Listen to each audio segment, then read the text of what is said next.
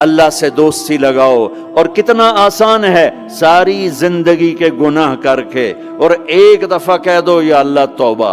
ایک قطرہ آنسو، یہ میرا کرتا ہے نا، اس کو دھونے کے لیے ایک بالٹی پانی چاہیے، کم از کم ایک بالٹی پانی چاہیے، لیکن 80 سال کے گناہوں کو دھونے کے لیے اللہ کہتا آنسو کا ایک قطرہ جو تیری آنکھ میں ہی رہے، باہر نہ نکلے، اتنا دے دے میں تیرے 80 سال کے گناہ دھو دوں گا.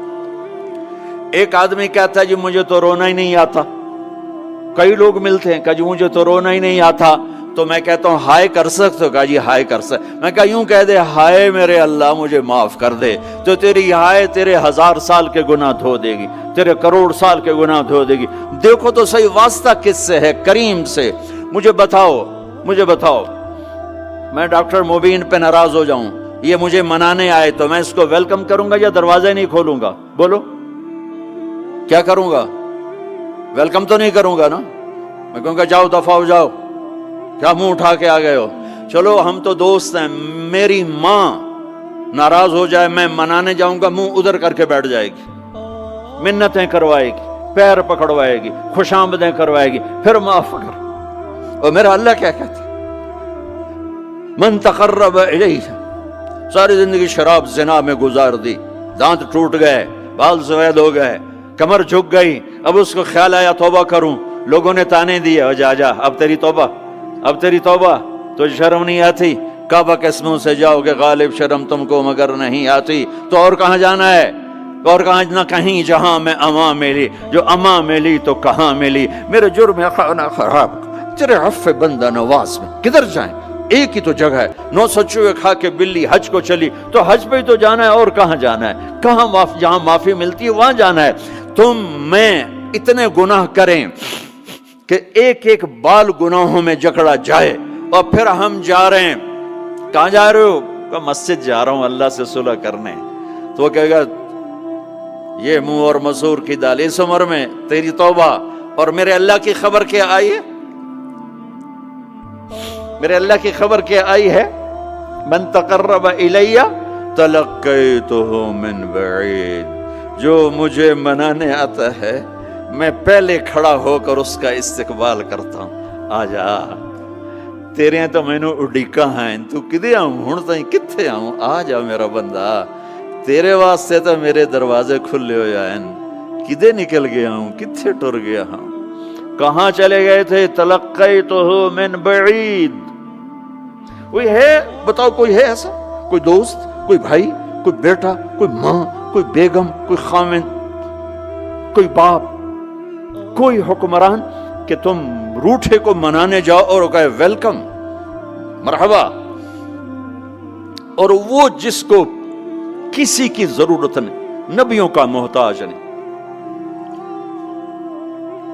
کسی کے سجدوں کا محتاج نہیں، فرشتوں کا محتاج نہیں، اس کو منانے جو اس کو تو ضرورت ہی کوئی نہیں ہے، پھر کیوں میرا استقبال کرتا ہے؟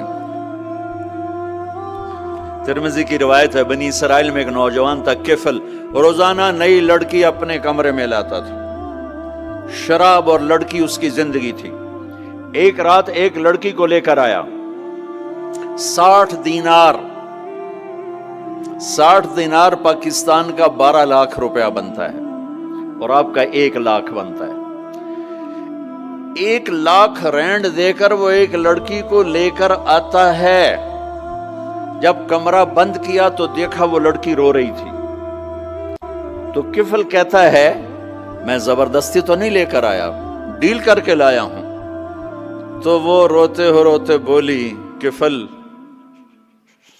طوائف نہیں ہوں، غریب ہوں، مجھے غربت نے عزت بیچنے تک پہنچا دیا ہے.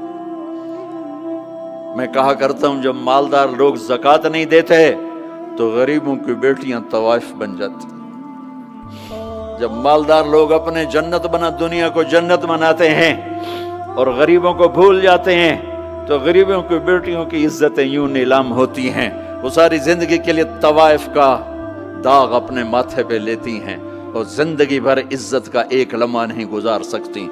اور طوائفوں سے کھیلنے والے وہ ویسے ہی مسٹر رہتے ہیں، وہ ویسے ہی ہز ہائنس رہتے ہیں، ویسے یور آنر رہتے ہیں. ایک بچی کی عزت برباد ہو گئی اور اس خبیث کی عزت ویسے کے ویسے ہے، اس لیے تو میرے اللہ نے قیامت کا دن رکھا ہے، اس لیے تو میرے اللہ نے قیامت کا دن رکھا ہے۔ ہائے ہائے ہائے ہائے، ایسے تو نہیں حسین سر کٹوا کے نیزوں پہ چڑھ گئے اور آل رسول کے سیٹے گئے اور بوٹی بوٹی ان کے ہو گئی کہ اللہ کو نہیں چھوڑنا باقی سب چھوڑ دیں گے۔ جس امت کے پاس کربلا کی تاریخ ہو وہ امت نماز چھوڑ دے، وہ امت جھوٹ بولے، شراب پی، زنا کرے؟ جلا دو اپنی تاریخ کو، جلا دو اپنی کتابوں کو، جلا دو اپنی میراث کو، جو کرنا پھر جو مرضی کرو، بھلا دو حسین کی قربانی کو۔ یہ کوئی زندگی ہے جو ہم گزار رہے ہیں؟ وہ عورت رونے لگی، وہ لڑکی رونے لگی، کفل عزت دار ہوں، مجھے غربت نے طوائف بنا دیا ہے۔ تو کفل رو پڑا اور کہنے لگا میری بہن جس عزت سے آئی تھی چلی جا، جو پیسے دیے ہیں جا اپنی غربت مٹا، ہدیہ 60 دینار، 1,00,000 رینڈ بنتا ہے، جا اپنی غربت مٹا اور میرے لیے دعا کر، میں بہت گندا انسان ہوں، میں تیری آنسوؤں کو دیکھ کر میں بھی توبہ کرتا ہوں۔